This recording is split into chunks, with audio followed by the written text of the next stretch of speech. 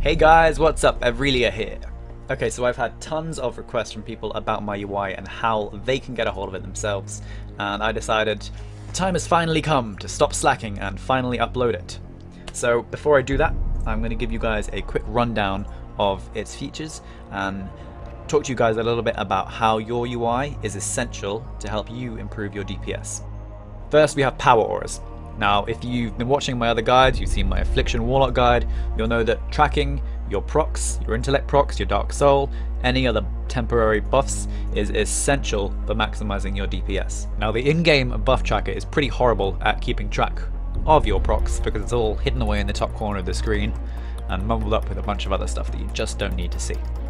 Now, I use an add-on called Power Auras. There are other add-ons out there you can use, including Weak Auras, and I believe Need to Know. These add-ons all do the same thing.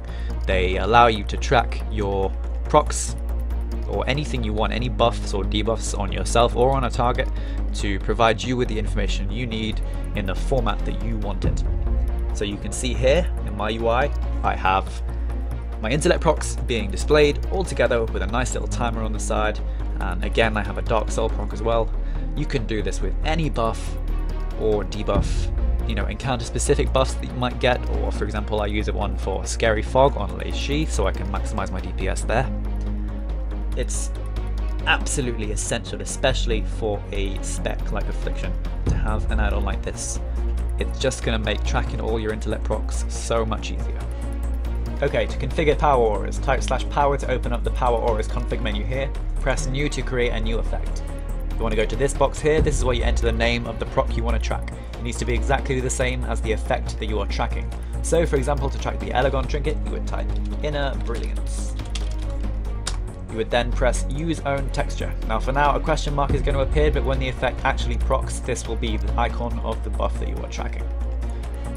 Now go to timer, press show, change the size to what size you want it, use these slider bars to move it wherever you want along the X and Y axis, and then do the same for the icon that you want to move it to. So if I want to move it to the left side of my screen, just keep sliding this along, make it a bit smaller, and then move the timer along as well. And now as soon as it procs, your Inner Brilliance buff will be appearing here and a timer will appear here.